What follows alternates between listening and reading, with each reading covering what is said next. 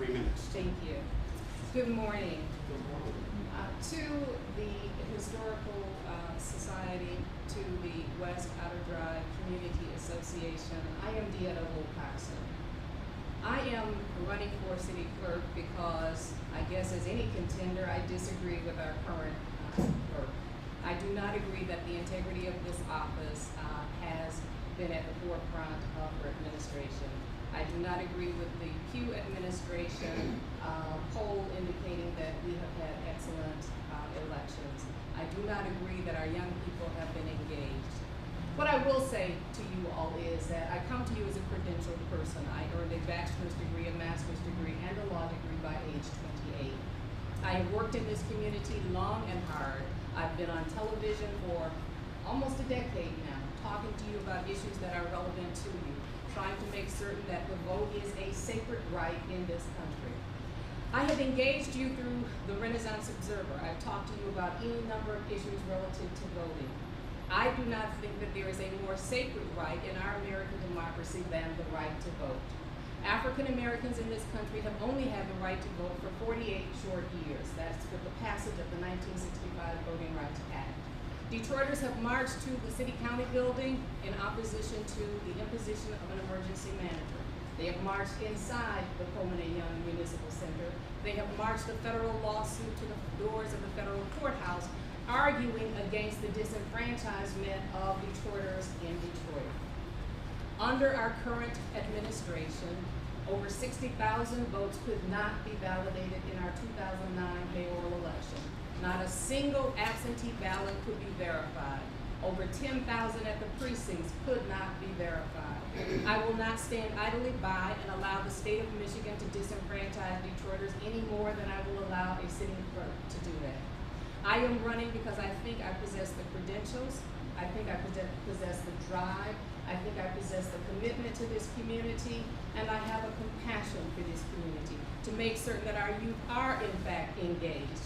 Instead of spending my budget on billboards, I will spend it making certain that our children go door to door to hand out literature, to engage in public speaking, to learn what it is to be an American, to respect the right to vote, and to be ready to vote at age 18. Thank you. Now the next, I think that would apply to you, Madam Clerk. Thank you. Yes. So first and foremost, thank you and good morning. Good morning. Many of you know I am your current sitting city clerk. I'm a former math specialist with Detroit Public Schools. I've also taught at Mayor Grove College and the University of Detroit, Mercy as well. So I am an educator. And what's important to me and what I have done as a clerk and what I will continue to do are a few things. One is maintain a very accurate, qualified voter file, ensure integrity of the process, accessibility to the ballot box, very important, and also educating and engaging our young people. Those are my goals, that's my focus, that's what it's always been, and that's what it will continue to be. I've been able to accomplish these goals by collaborating with the community at large, including NAACP, the Detroit Medical Center, Wayne County Community College, DPS, Detroit Public Schools, and the various media outlets, including WHPR. Most notably, the Pew Center, it's a PEW Center, which is a nonprofit national research center, has declared Michigan #1 in performing elections of excellence in terms of the administration of elections, and noting that Detroit was the leader in such. You don't hear that on the 2, 4, and 7 local news media, but it's something that I'm quite proud of. It is something that we've worked hard towards, and we will continue to work in that area. I'm running for re-election because I want to ensure, as the governance in the city of Detroit change, that the Department of Elections and the city clerk's office remains uncompromised and steadfast in ensuring that our Detroit voters know what's to expect on election day. Thank you. I've been somewhat negligent I should have asked candidates to constrain their statements to 2 minutes. I think we may have gotten 3 minutes at the initial. Dr. D.Eatta Wilcoxon, you also have 3 minutes. Thank you. Good. Response to what you will be doing. What would I do differently? I would truly educate the electorate in the city of Detroit. I would not rely on a billboard with a large picture of me glowing down at Detroiters, smiling at them, telling them what the date of the election is. Billboards do not educate. I come from the billboard industry. I kept billboards in the ground in 8 states in the Northeast for 5 years. They do not educate. What I would do is to send young people from elementary school through high school, door to door, taking literature to the residents of the city of Detroit, engaging Detroiters about what's going to be on the ballot, making certain that our children get an opportunity to engage in public speaking, making certain that they get an opportunity to exercise, making certain that they get an opportunity to earn some money so that they understand the work ethic. I know, leaving the billboard industry in 1994, that a high visibility billboard in the city of Detroit at that time rented for $3,500 per month. That was 20 years ago. I shudder to think what they rent for now. That money, I do think, would be better spent if we really engaged our young people and sent them door to door with literature, if we explained the voting process to them, if we made them understand that it is their civic duty, not merely their right, to vote. I would also not rely on an insert in a water bill. I do not expect children to open the water bill. I would not be about the business of sending out an education connection a month before an election. The education connection is printed in full color. As a person who works in media and has worked in media for the last decade, I know that color costs you a great deal more than black and white.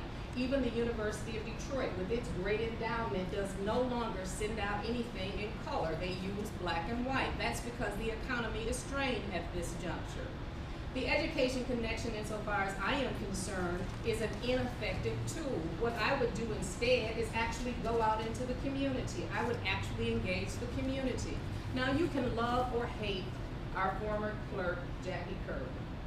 What you won't be able to say about her is that she did not educate the electorate. She did. She went to nursing homes, she went to hospitals, she went to schools, she created cartoon booklets for children. She went into schools herself and was about the business of educating. Now, was her tenure stellar? No, it wasn't. Is any person's life on this earth stellar? I submit to you it isn't. Only angels reside in heaven, and that's because they have stellar reputations. The rest of us fall short.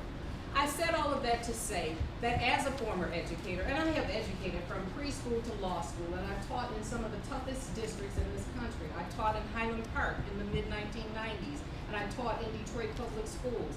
I know what it takes to educate a child, and I know that you can create the best syllabus in the world, but a syllabus does not teach a child. A teacher, an educator's responsibility is to find out where each of his or her students is and to bring that student along. If you have been sending out an education connection for almost 8 years, and you've been sending out a flyer in the water bill for almost 8 years, and you've been putting up billboards for almost 8 years, and Detroiters go to the polls to vote on a charter, and they do not know that the 7 members of the city council have more power by district than those at large, then there's a problem. And for us to be told that it is not the responsibility of the clerk to educate, and to say that we send out the education connection not because we have to, but because we want to. Actually, the charter says that there is an education component in the elections department. The charter specifically says that. And to answer the question relative to the Voting Rights Act in America, in conclusion, I will say, without teaching a class on constitutional law, that America is divided into 50 states. The 10th Amendment to the U.S. Constitution says states have rights. States have the ability to enact laws that govern the residents of a particular state. Any state can come up with any law that it says, unless the U.S. government says it infringes upon the sovereignty of the nation. Having said that, were there some black folk, a few black folk that were able to vote in this country without the 1965 Voting Rights Act? Absolutely. Do you think that the U.S. Congress went through passing the 1965 Voting Rights Act if there wasn't a need?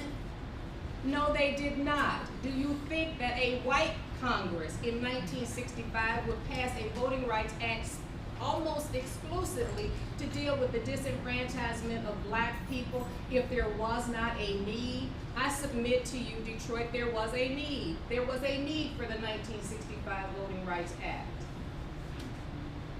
I'm sure you want to respond to some of that, Madam Clerk. But following up on also the billboard of the billboard issue. One of the residents here says, how much have you spent on billboards, and why hasn't the money been spent on educating Detroiters? Help me out with that question. Educating the electorate in Detroit. Okay.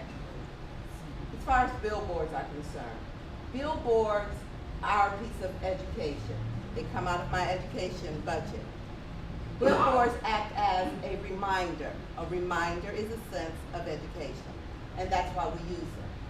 But I don't think there's been a clerk in Detroit's history that has educated their constituents more than I have. Again, I am a former educator, and to send children going door to door, as Ms. Wilcoxon suggests, is one, unsafe, and two, children don't vote, adults do. I would never send a child to a stranger's door. But I will create sample ballots that I've sent to every school in this city of Detroit, college and university, community-based group, and I'm sure many of you have seen this. This is when we had, for our last election, we had a dual ballot. We had two ballots. First time in the history of Detroit. So how did I use my education dollars? I had these sample ballots printed and sent out to anyone who wanted them. They went to all high schools in the city of Detroit. They went to community-based organizations. They went to churches for the asking. We paired with the Women League of Voters. I went on WHPR and showed these sample ballots to use as an educational tool. What else have I done to educate our constituents? We created this video. I think, Mr. Harrison, you helped us create this video, if I'm not mistaken. And it's called Your Vote Counts. And what this video does is it was sent out to all of the schools, all of the institutions of adult learning. And what it does is it tells you what happens from the time you register to vote until election day. What the process is every step of the way. These are teaching tools. This is what we do at the Department of Elections. And one more thing. I just want to share with you. This is a homeless person, and I think this is the Chronicle who followed me this day. We went out with a vote mobile. We wanted to ensure that our homeless know that they have a right to vote. You don't have to have a 1, 2, 3, 4 Main Street in order to vote. All you have to have is a location. And if your location is Cass Park, then we service Cass Park on election day with an absentee ballot. So that's how we spend our dollars. Our bulletin boards may be what you see, but our bulletin boards is not all that we do. And this May I question. have a rebuttal? Yes, but let me do it and give it to you in the context of another question, and that's how I pose it to If the you clerk. would just please let me just ask one question before you do that. It's a very brief question. Please. Would you do it in the context of your next question? Okay.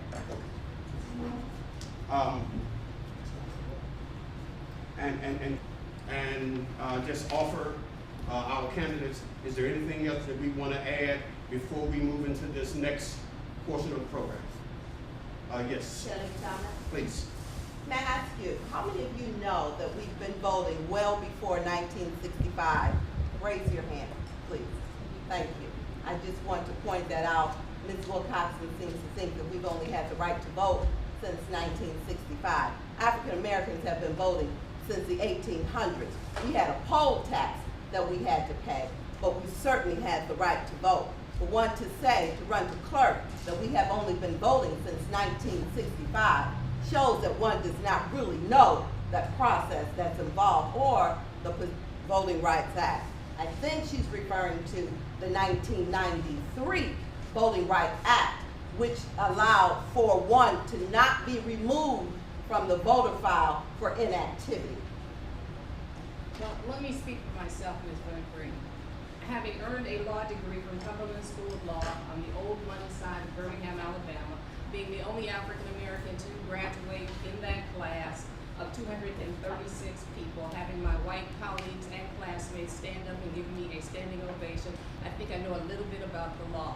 What I will say to you is that, as I said before, African Americans in total have only had the right to vote in this country since 1965. Not true. I did not interrupt you, and I would appreciate it if you would give me the same courtesy. My point I'm making is this. My parents were two struggling young African Americans in the rural South trying to raise their children. My father, who needed to put food on the table for his babies, opted to wait for the 1965 legislation to be able to vote. My mother, on the other hand, at the sacrifice of both she and my father, based on our budget, decided that my mother would in fact pay a poll tax, would in fact take a literacy test. That's not the point. The point is, in America, 1965 was the Voting Rights Act that took away the impediments of a poll tax, literacy test, counting the number of balls in a jar. All of those things that impaired African Americans from voting were removed by federal legislation in 1965. I say that and I stand by it. Now we move to the phase where we will identify those questions that you've had.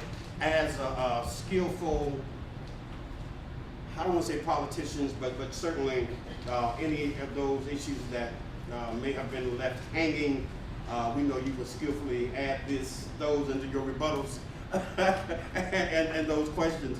And let us, and this is a question that is directed to you, Madam Clerk. When are the notices going out for the new voting booth? And I guess it would be the voting notices. And since the primary is in August, and I'm assuming that you're asking when will the notices come and go out? Correct me, whoever submitted this? Okay, so that's good, okay. So I'm not sure what you mean by new voting booths. We don't have new voting booths this year, but the Election Connection newsletter is what we send out just about a month prior to every election. And if you'll notice in this Election Connection newsletter, there is a sample ballot in here, and there are relevant articles as it relates to the upcoming election.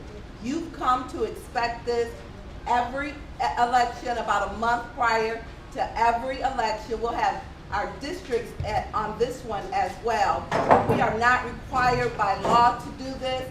We do this on our own as an educational piece. So you can expect that about a month before the election, about the first week in July. That's sufficient.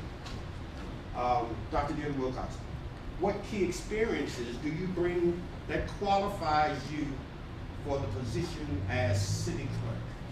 My experiences are, one, a bachelor's in political science on understanding the overall political process in America, a master's in public administration, which deals with the administration of public affairs across the board, a law degree, which gives me the ability to interpret ordinances, statutes, and any other regulations that will come from the Secretary of State, the federal government via the 1965 Voting Rights Act or any other act.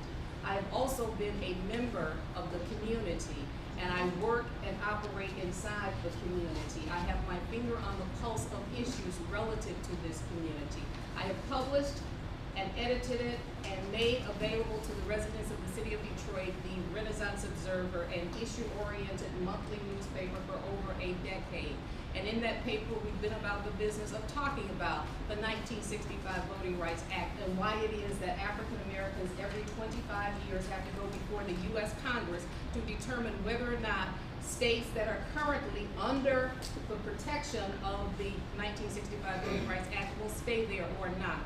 We took it upon ourselves to do what we do, and we think we do it very well, to interview Senator Stabenow, Congressman Conyers, then Congresswoman Kilpatrick.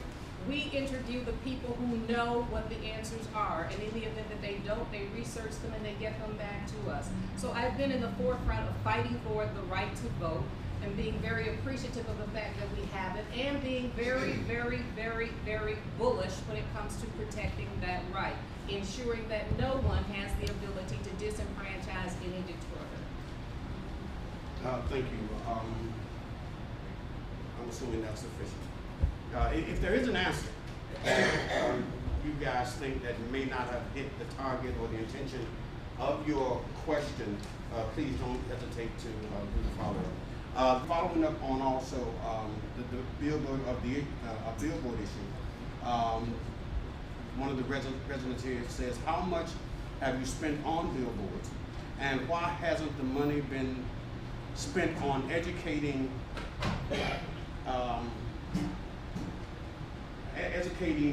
Detroiters?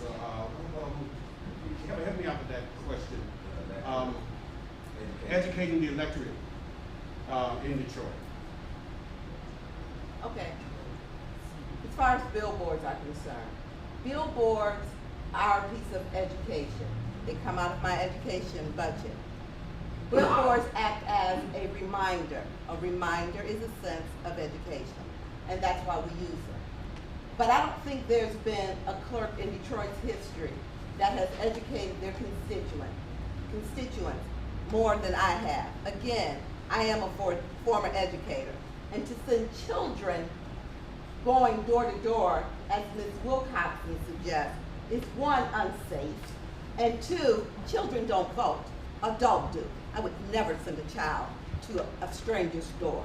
But I will create sample ballots that I sent to every school in this city of Detroit, college and university, community-based group, and I'm sure many of you have seen this. This is when we had, for our last election, we had a dual ballot. We had two ballots. First time in the history of Detroit. So how did I use my education dollars? I had these sample ballots printed and sent out to anyone who wanted them. They went to all high schools in the city of Detroit. They went to community-based organizations. They went to churches for the asking. We paired with the Women League of Voters. I went on WHPR and showed these sample ballots to use as an educational tool. What else have I done to educate our constituents? We created this video. I think, Mr. Harrison, you helped us create this video, if I'm not mistaken. And it's called Your Vote Counts. And what this video does is it was sent out to all of the schools, all of the institutions of adult learning. And what it does is it tells you what happens from the time you register to vote until election day. What the process is every step of the way. These are teaching tools. This is what we do at the Department of Elections. And one more thing. I just want to share with you. This is a homeless person, and I think this is the Chronicle who followed me this day. We went out with a vote mobile. We wanted to ensure that our homeless know that they have a right to vote. You don't have to have a 1, 2, 3, 4 Main Street in order to vote. All you have to have is a location. And if your location is Cass Park, then we service Cass Park on election day with an absentee ballot. So that's how we spend our dollars. Our bulletin boards may be what you see, but our bulletin boards is not all that we do. And this May I question. have a rebuttal? Yes, well, let me do it and give it to you in the context of another question, and that's how I pose it If to the you clerk. would just please let me just ask one question before you do that. It's a very brief question. Please. Will you do it in the context of your next question? Okay.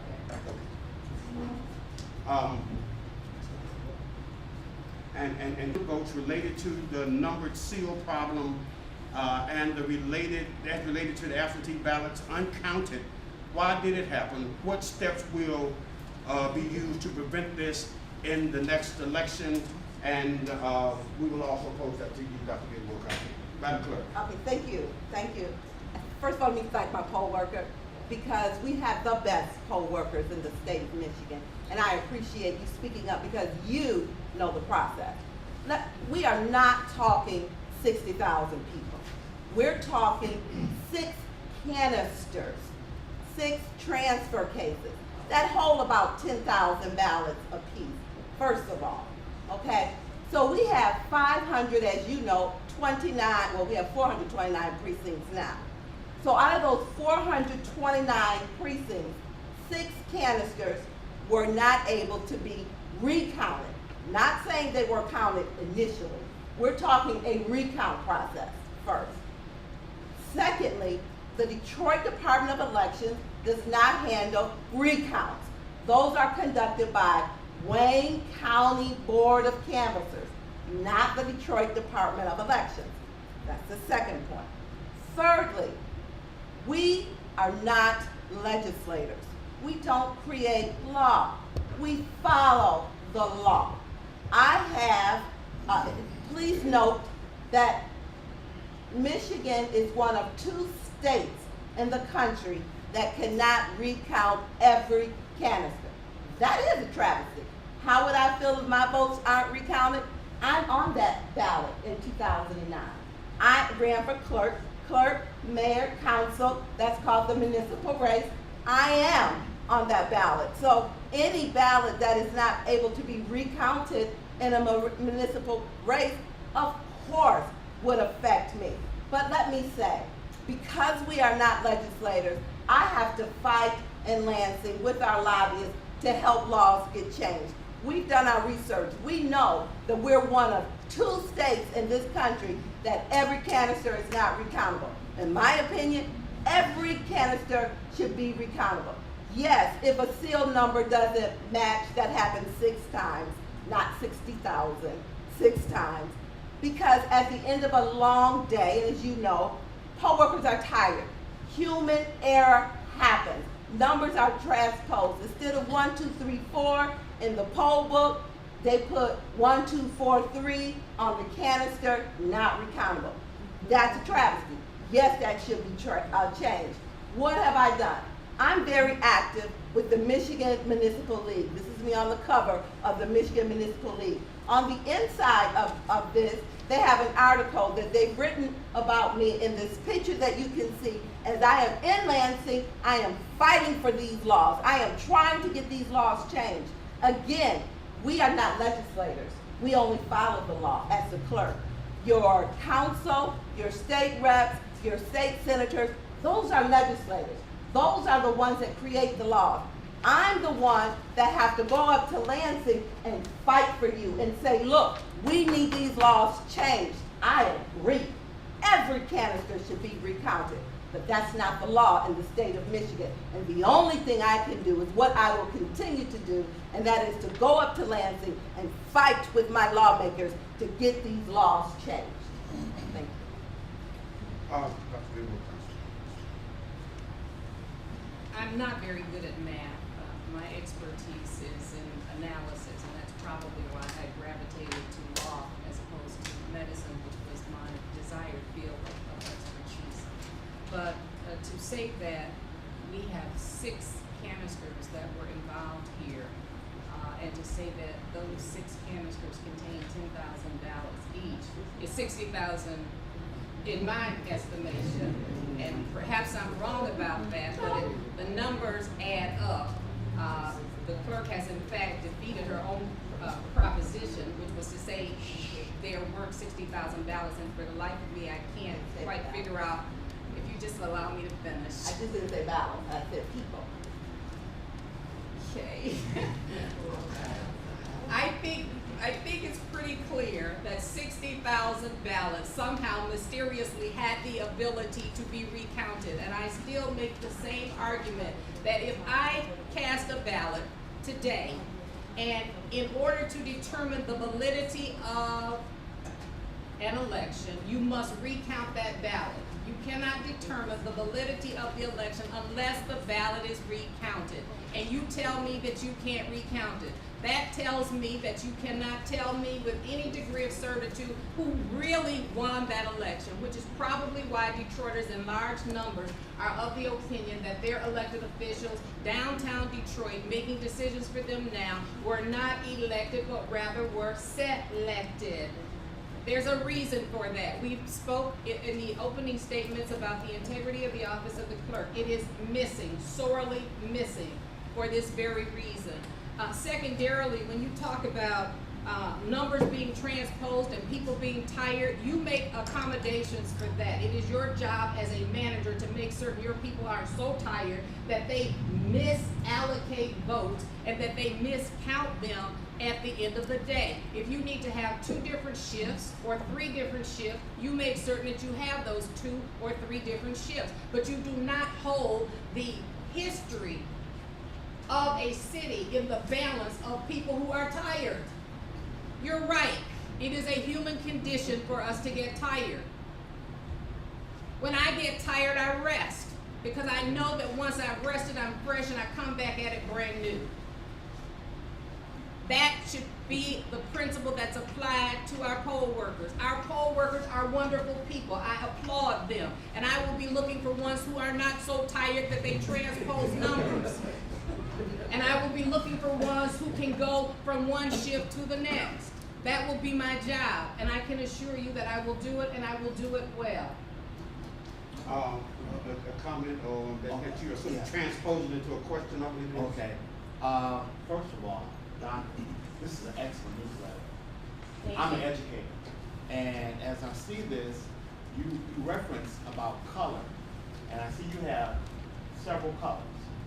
And I just want to say that I used to be a newspaper person, and color does make a difference, but to make the reference that this may be reduced to black and white and that be, I think that's kind of a little bit disingenuous as I see it, and to make a comment that someone else had the black and white and you don't, but yours is excellent.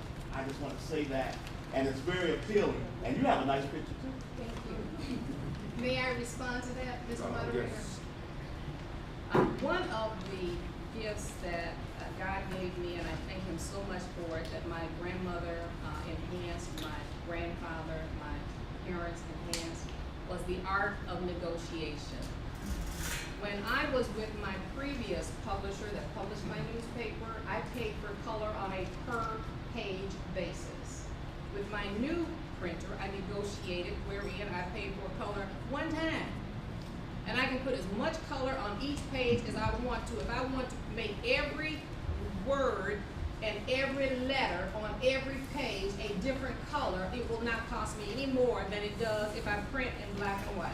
So it depends on the negotiating skills of the person who's at the negotiating table. I negotiated for a 3M National Advertising Company, a Fortune 500 corporation. And when I was at the negotiating table and when I went through negotiations training, one of the cardinal rules of negotiating is to go to the table and come away with something. So I always go to the table and make certain that I come away with something, and the residents of Detroit, I think, deserve no less. I have one question, and then we will come I to you. just want to just a comment on that. And I want you she's to hold it. absolutely I want correct. you to hold it. I want you to hold it. Okay. With a comment. Yes, the work campuses have the final say. Do you disagree with the work campuses? I do, and that's exactly, I disagree with the. I want to respond to. In the last mayoral election, 50,000 absentee ballots and 10,000 votes from precincts could not be verified. How do you explain this? And then to add to this, and it's directed specifically at our clerk. How would you feel if your vote was not counted and you were amongst that 50,000 absentee ballot individuals whose votes were not audited or validated? Dr. D.Eatta Wilcoxon. I never did hear the amount of money that you spent on billboards. That was the specific question. I didn't get that answer. I didn't hear that question. I think our education cost center, and I'm not the one that's that does the budget, but I think our education cost center is something like $15,000. We've never gone over it. How much have you spent on billboards? 15,000. Oh, on billboards specifically, probably about $5,000. You put up all the billboards that you put up around the city of Detroit for $5,000. Yeah, and that's public information, and you can ask for our budget, and I'll gladly share it with you. We certainly will ask for that. Yeah, relationships matter. In answer to the remainder of the question, Mr. Harrison, I'm sorry. And allow me to grab it again. It was two parts, and it dealt with the last mayoral election, where there were 50,000 absentee ballots that could not be audited, and therefore that race could not, or those 50,000 absentee ballots could not be a part of the sanctioning of the election process, as well as 10,000 from the precinct. And the follow-up of that would be, how would you feel if your absentee ballot could not have been audited as a part of that whole process of validating that election? What I would do is to make certain that the ballots in the city of Detroit are counted at every step of the process. That when you cast your ballot, it is counted, and if a person requests a recount that they are legally entitled to under state law, that you in fact be able to determine how the person voted in the first instance and how they voted in the recount interest. When I ran for city council in one instance, I requested a recount. A recount under state law requires you to pay for the recount out of your personal funds. It does not matter how much money you have in your campaign coffers. State law requires that you use your personal monies. It is a deterrent to the process. But I used my own monies, and I requested that several hundred precincts be recounted. They could not be recounted. Under state law, according to the Elections Bureau, if the number on the registration book that you sign into when you register to vote, if that number is different from the number on the canister where those ballots are ultimately stored, then not a single ballot in that canister can be counted.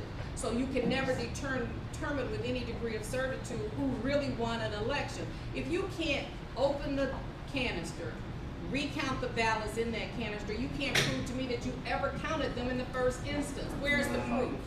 There is no proof. If I had, under a Wilcoxon administration, 50,000 absentee ballots that could not be verified and over 10,000 at the precincts that could not be verified, I would do two things. I would make certain that the heads responsible for those numbers not matching, or for whatever reason there was for those ballots not being verified, those people would be out of a job. Heads would roll, and I would submit my resignation, because it is totally unacceptable for any clerk to say that 60,000 ballots cannot be verified. Totally unacceptable. There is no excuse for it. There is no explaining it away. The buck stops with the clerk.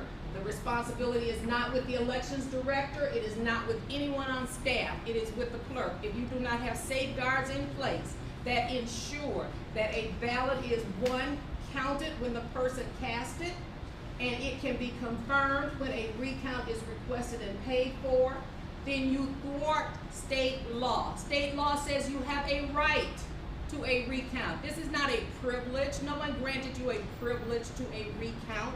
You have a legal right to a recount. And anyone who takes that right away from you ought to be held accountable.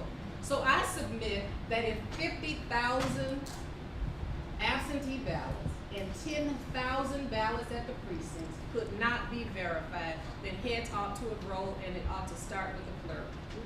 If I could, With a just hand add, up there. yes, Yeah, ma'am. I just want to make a comment. I worked at the Coble Hall for absentee.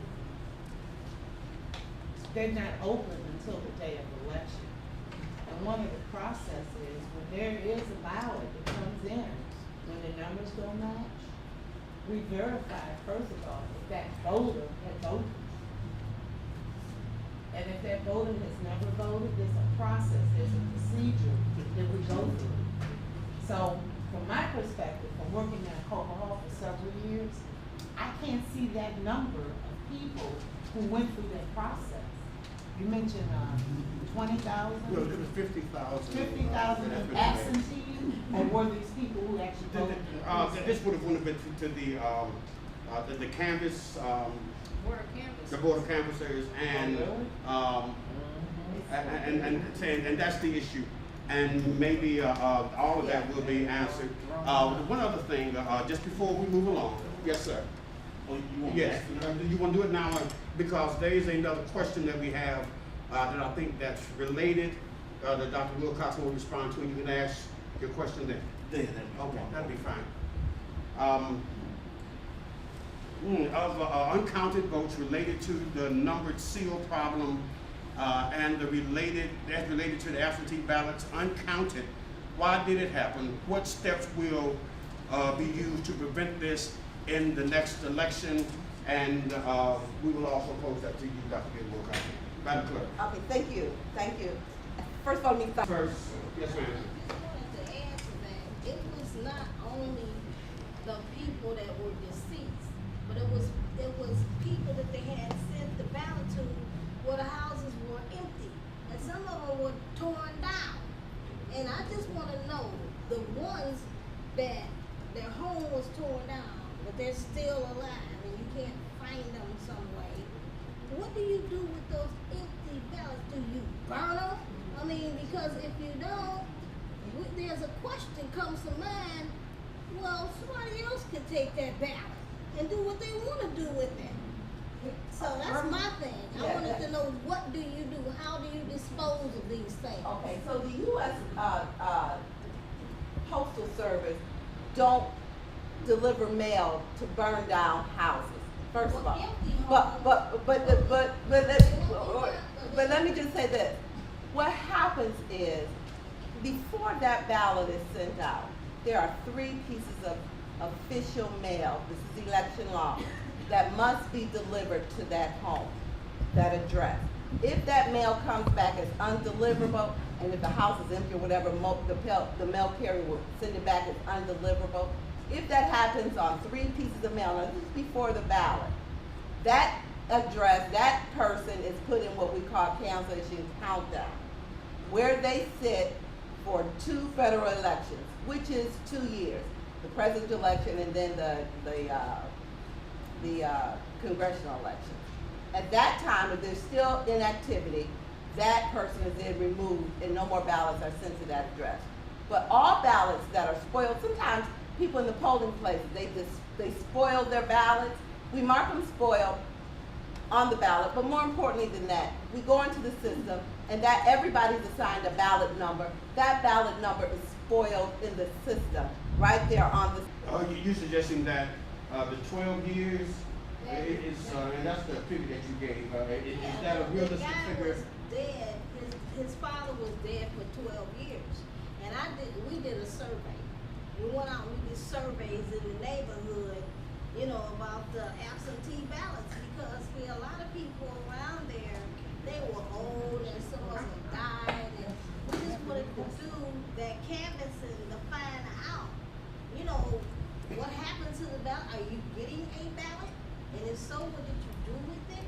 And as for delivering mail to an empty house, some of the postal workers, I work for the post office, and some of those letters that just jammed down in the box, and then no one's there. I would take them out and put them in deadhead mail. took them back, but a lot of them didn't do it. They just stuck them down, and then you can see that there's no one in the house. Dr. Wilcoxon, I have a question. you're not unfettered at all. Thank you. I just like to say that someone wrote Tom Barrow and Monique McCormick did an election recount, and they were curious about if you were familiar with that process. What occurred? Just a couple of points. I don't think that the onus is on just a couple of points.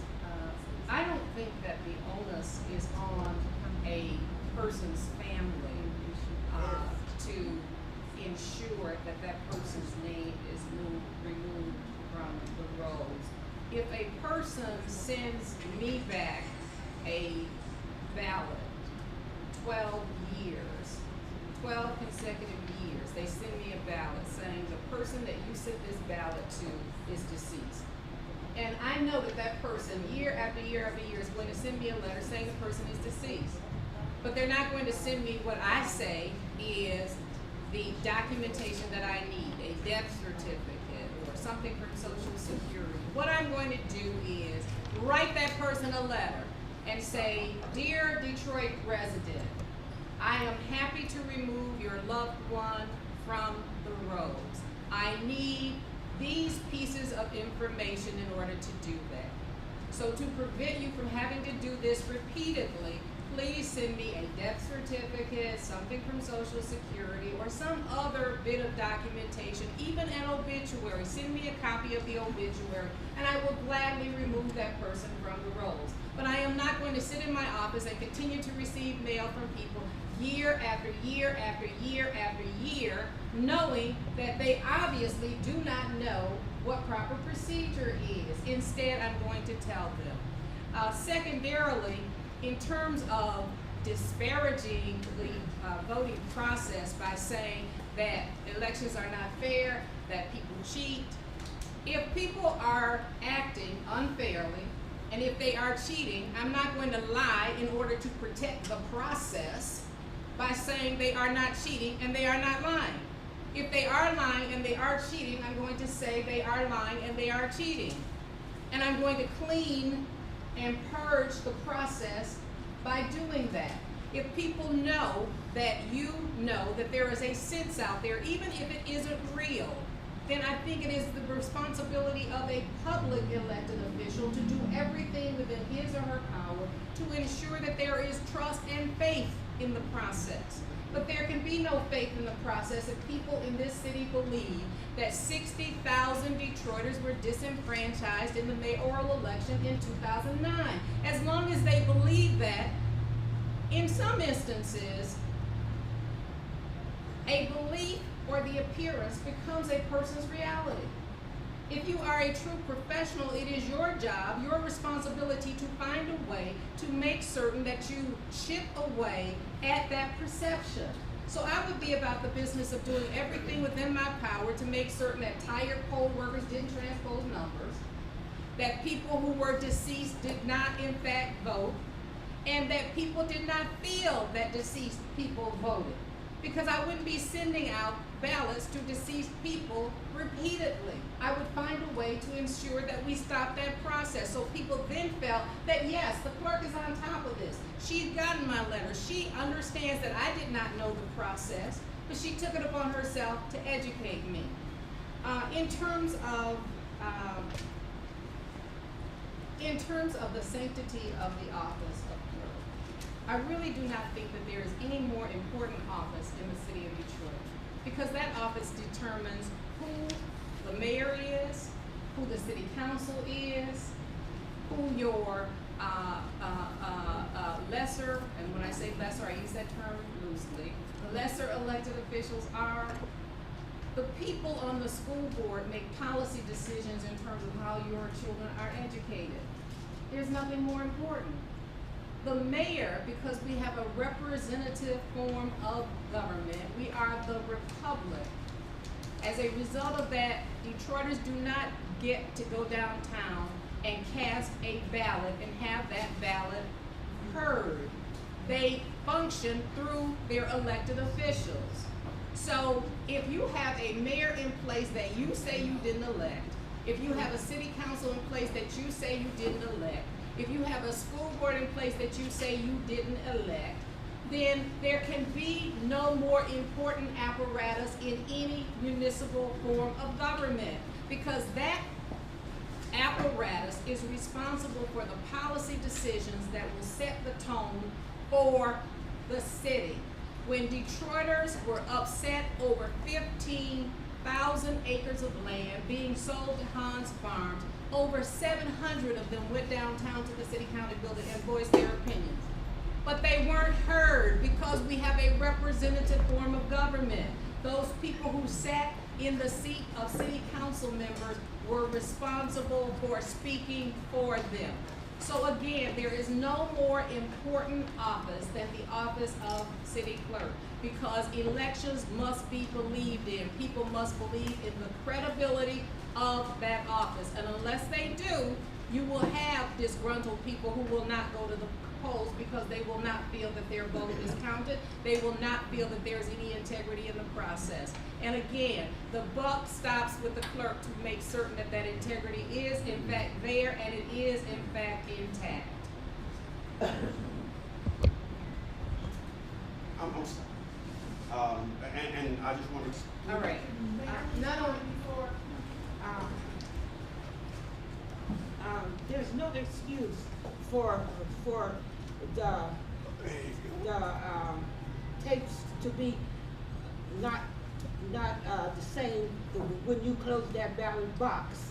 If that, something is wrong there, because there's no excuse for that. Who's ever working the poll, it's your responsibility to make sure those numbers count when you close that box and when it's the other one. And the tapes aren't the issue. The tapes do match. The tapes are clear. The total tapes, those are clear. Those do match. That is not the issue. The issue is, You said, wait a minute, okay, you said when they don't match.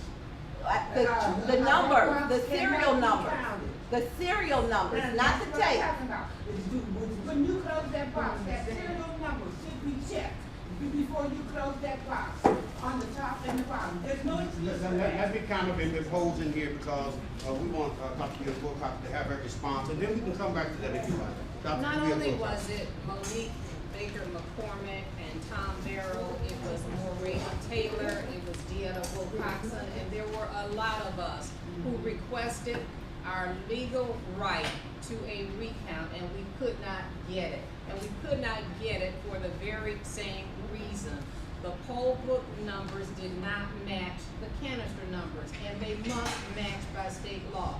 You can lobby the legislature all day long. The responsibilities that are in the clerk's office can be concentrated on right away. That's called low-hanging fruit. That you can correct. You cannot dictate what the legislature does, and especially in light of the fact that the Democrats are in the minority in the House, they are the minority in the Senate, and to go to lobby them when you could have people in your office who, one, are qualified to do what they're doing, two, properly rested, three, properly divided into the right number of shifts, so that we ensure that the numbers that need to match, that there's no transposition of a number to go off and do something else when you could be at home taking care of what is right in your backyard, I think is a futile effort.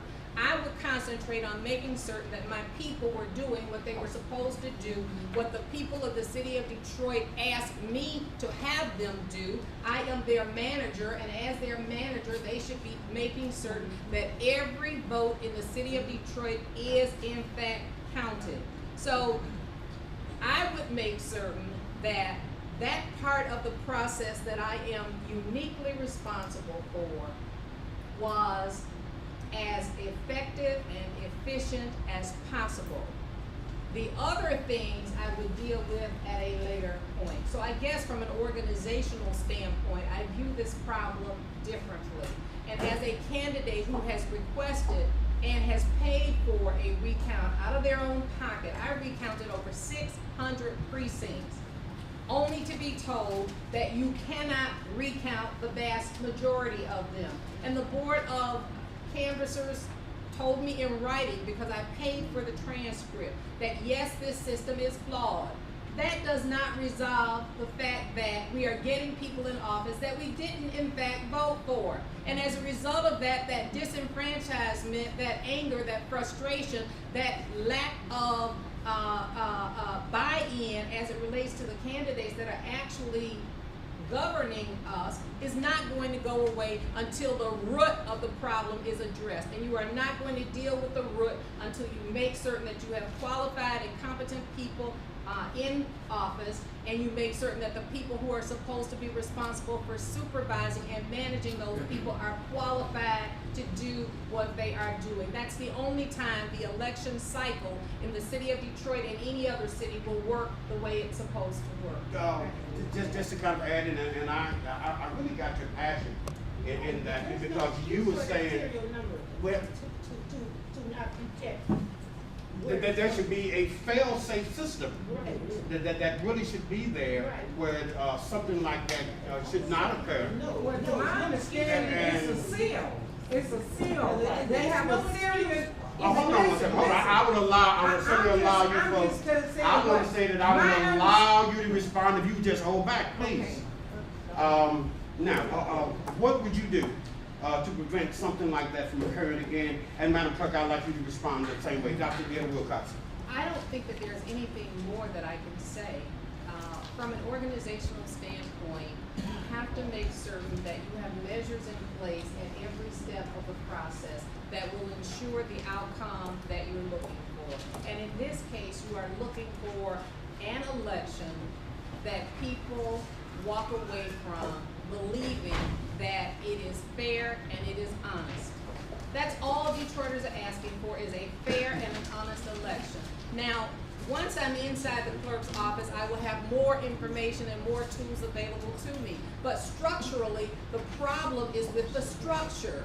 You have to fix the structure. You cannot take a broken structure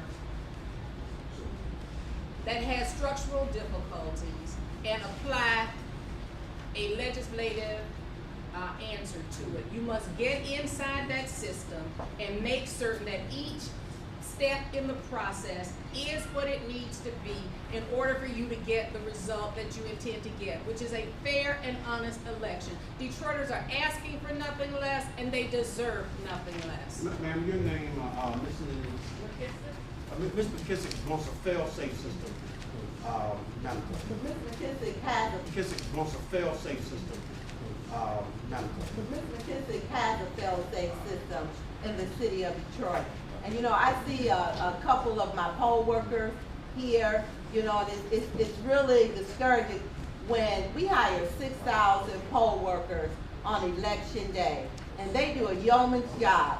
And in order for one to sit up and say that they are inefficient because they don't understand the process, and I get you.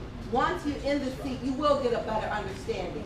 We are tied by election law. And you say you have a law degree, you should appreciate law and know that we have to follow it. But I, Mr. Harrison, would like to defer to one of my poll workers, because I see that she wanted to say something as it relates to that. She works the polls every election, and I'd like to offer her to respond to what you were saying about the seal number. Mr. Harrison. Believe me, we absolutely would want to allow her to respond, and you didn't have to defer. Excuse me, Mr. Harrison. There is somebody who has a black. Questions that have just been asked in your closing statement. We have 6 minutes. In We have 2 minutes. response to your question, I don't think that any responsible adult, especially a professional adult, would put any apparatus in place that would send children out on their own. You would have a team that is supervised by adults. Those adults would be with those children. Our children lack the opportunity to learn the work ethic. This is an opportunity for us to take city dollars and teach them how the work ethic works under proper supervision. Secondarily, our children lack the ability in a lot of instances to engage in public speaking. This is an opportunity to knock on a door and say, hello, Mr. Jones, how are you today? Just wanted you to know that our charter is being rewritten, and just wanted you to know that here are some of the issues that are in the charter. And by the way, Mr. Jones, I live down the street from you, and if you ever need your grass cut, I'm available. It's an opportunity to engage the community. 30 seconds. What I'd like to say hold your in comments closing, back. what I'd like to say in closing is what I said in my opening statement. I am running for the office of city clerk because I do not feel that there is any more important office in city government. Anytime 60,000 voters can be disenfranchised in a city, and our response to that is that my poll workers were tired, I think there's a major problem and there's a major need for overhaul. And the way you overhaul the top is to remove the top. I am coming to you asking you to accept my premise that our elections process is broken in the city of Detroit, that it lacks integrity, that any time 60,000 voters can be disenfranchised, there is a problem. And for us to look at ways to say that it is not a problem is less than genuine. I would also say to you that the residents of the city of Detroit, who in totality have only had the right to vote since 1965, Voting Rights Act, only 48 short years ago, deserve better than what they are getting. You do not seek out opportunities to disenfranchise people and then try to justify the disenfranchisement. If there is a problem, a true professional goes to the heart of the problem and works it out. That is what I will do as your city clerk. The residents of the city of Detroit deserve professionalism. They deserve a person who is competent at what they do. They deserve a negotiator. They deserve a person who has a true track record in the community and who is not afraid to go out into the community. I'm not going to send you sample ballots, and I'm not going to send you election connections. I'm going to come into your communities, your neighborhoods. I'm going to press flesh with you. I'm going to exchange information with you so that if there's a problem with understanding what I presented, you can ask me directly. You will not have to look at a piece of paper and wonder what it says. I'm going to be an interactive and an engaging clerk. And for that, Detroit, I humbly ask for your support in my endeavor to be your next clerk.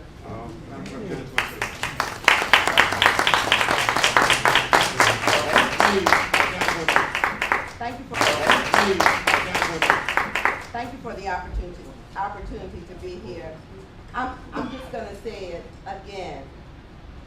The Pew Center, PEW, a national research nonpartisan organization, has deemed Michigan high performing in the administration of elections, with Detroit being the leader in the state. You know, when you tell me that you won't educate the public, I feel bad. I feel bad. I feel bad because I'm an educator, and I feel bad because our people need to know. But when you say you won't do things like provide sample ballots to our citizens, or you won't do things like send out newsletters that speak directly to the education of how to vote by absentee, I feel bad. I feel bad. Because this is what our citizens have come accustomed to. This is how we delivered Obama in the state of Michigan, because it was Detroit who had the polling places open, who had WC3 on each side of the city open 7 days a week so that our voters can vote. And it was Detroit that delivered 65% voter turnout for Obama, the highest one of the highest in the nations for same-like cities. So when you say that you're not going to educate our voters, I say, shame on you. I say, shame on you. My mission, my goal is to create super precincts. My goal is to continue to ensure that our youth are engaged and that our public is aware and apprised and educated on the electoral process. I've done that for the last 7 years, and I will continue to do it in my next term, and thank you very much. Quickly, our benediction. For both of our candidates. Just ask that we bow our our heads in a time like this, especially with this being such a critical time in our city. I always think of what the words I said, we ask for guidance, and that you have the right mind. In the name of Almighty God, the beneficent and most merciful Lord of the world, please guide us and keep us on the right path and way, the path and way of perfection and peace, of righteousness and truth. Please keep us away from all path and ways of unrighteousness, falsehood, and imperfection. And please grant us courage and keep us in our right mind at all times, and let us not turn hypocrite or coward. Please remove from us the evil heart, thoughts, and mind of the devil, and place within us a pure and righteous heart, thoughts, and mind that is in accord with thy holy word and teachings. And bless us with encouragement, unity, and dedication to the doing of right according to thy word. Amen. Before you leave, please. I believe it down next week. So I've done my part. So you're gonna take your marbles and go home? Yeah, huh? everybody, that's okay, she'll be back. I done got you, 3 people who gonna have $1,000. Yay! I love Hey, it. Claire, get a couple for me, sweetie. What do you think, Frank? Get a couple for me. Hey, Frank, you call me. That's the problem. Okay. I like that world being around us. See y'all. All right, Lonnie, you hot. Voices of my generation, once again, bring to the community live action, Detroit City Clerk Bar. Let's have a closing word from one of the candidates, Dr. D.Eatta Wilcoxon, offering her services to the city of Detroit for city clerk. Give us your response, Dr. Wilcoxon. I'm just elated to have participated in this forum. I think it's always wonderful when we have an opportunity to engage the community. Too often our elected officials are not out in the community. They don't actually interact with us. And I think this was an excellent opportunity to ask any question that you wanted to ask of the current clerk and to ask the candidates as well. So I feel privileged to have been part of the forum. Thank you. Any comments from those who participated or were at the forum? Any comments? Yes. I think this is an excellent opportunity for candidate Wilcox to shine. She showed that she has the expertise and the skill, the commitment to Detroit, and that's what's so sorely and badly needed. A commitment to Detroit to get it right. All right. These elections make a difference. Thank you. Detroit Action Network is here. Come on over. We'd like to see your word, please. Anyone else want to share in this conversation? Yes, ma'am. I'm very excited about Dr. Wilcoxon and her candidacy because of her commitment and her passion to really serve the citizens. And I think it's important that we have people that understand the service aspect of it, the competency, and I like the fact that she talked about pressing flesh, going out door to door and connecting with the citizens and what their needs are. As well, I noticed at the end of the forum that she got up from her seat like a stateswoman and walked over to her opponent. Yes, she did. And extended her hand. And I think that's just a mark of professionalism and statesmanship. And so I look forward to supporting her in her candidacy. One of the conversations was the involvement of the young people going door to door with adults Yes. to supervise, to assist them in learning and educating in the voting process. What's your reflection on that initiative? I think it's very important because it's their future, more so even than some of us that are middle-aged and older. We have had an opportunity to build the foundation for our lives, but we owe it to the young people to engage them, to teach them, to mentor them, to listen to them, and to provide opportunities for them to be trained in civic engagement and civic literacy so that they can reclaim their futures and build their futures. Thank you. From Midtown Detroit, the voices of my generation. Yay! We'll be back with you more. You guys are too bad. You're some bad sisters. 7 miles out of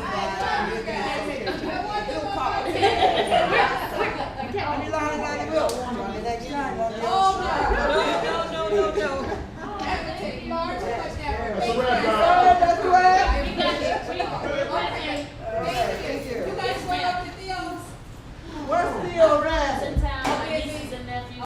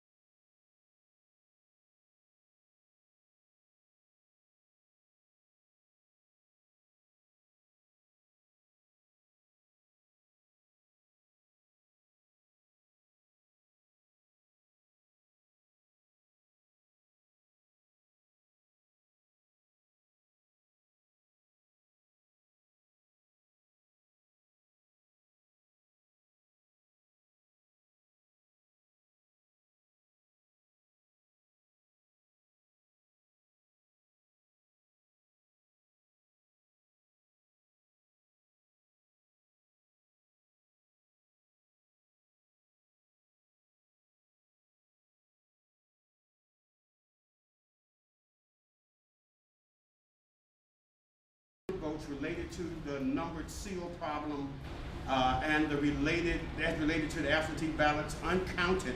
Why did it happen? What steps will be used to prevent this in the next election? And we will also pose that to you, Dr. Wilcoxon.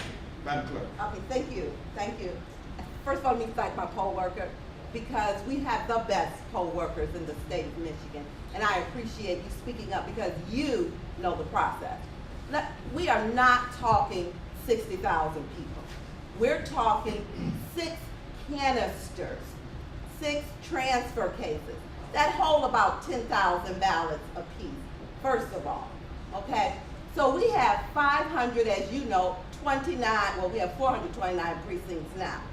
So out of those 429 precincts, 6 canisters were not able to be recounted. Not saying they were counted initially. We're talking a recount process first. Secondly, the Detroit Department of Elections does not handle recounts. Those are conducted by Wayne County Board of Canvassers, not the Detroit Department of Elections. That's the second point. Thirdly, we are not legislators. We don't create law. We follow the law. I have, please note that Michigan is one of 2 states in the country that cannot recount every canister. That is a travesty. How would I feel if my votes aren't recounted? I'm on that ballot in 2009. I ran for clerk, mayor, council, that's called the municipal race. I am on that ballot. So any ballot that is not able to be recounted in a municipal race, of course, would affect me. But let me say, because we are not legislators, I have to fight in Lansing with our lobbyists to help laws get changed. We've done our research. We know that we're one of 2 states in this country that every canister is not recountable. In my opinion, every canister should be recountable. Yes, if a seal number doesn't match, that happens 6 times, not 60,000, 6 times. Because at the end of a long day, as you know, poll workers are tired. Human error happens. Numbers are transposed. Instead of 1, 2, 3, 4 in the poll book, they put 1, 2, 4, 3 on the canister, not recountable. That's a travesty. Yes, that should be changed. What have I done? I'm very active with the Michigan Municipal League. This is me on the cover of the Michigan Municipal League. On the inside of this, they have an article that they've written about me in this picture that you can see. As I am in Lansing, I am fighting for these laws. I am trying to get these laws changed. Again, we are not legislators. We only follow the law as the clerk. Your council, your state reps, your state senators, those are legislators. Those are the ones that create the laws. I'm the one that have to go up to Lansing and fight for you and say, look, we need these laws changed. I agree. Every canister should be recounted, but that's not the law in the state of Michigan. And the only thing I can do is what I will continue to do, and that is to go up to Lansing and fight with my lawmakers to get these laws changed. Thank you. Dr. Wilcoxon. McKissick wants a fail-safe system. Madam Clerk. Mr. McKissick has a fail-safe system in the city of Detroit.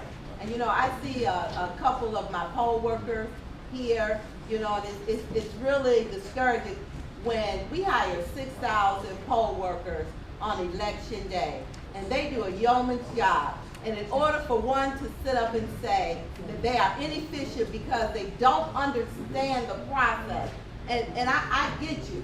Once you're in the seat, you will get a better understanding. We are tied by election law. And you say you have a law degree, you should appreciate law and know that we have to follow it. But I, Mr. Harrison, would like to defer to one of my poll workers because I see that she wanted to say something as it relates to that. She works the polls every election, and I'd like to offer her to respond to what you were saying about the seal numbers. Mr. Harrison. Believe me, we absolutely would want to allow her to respond.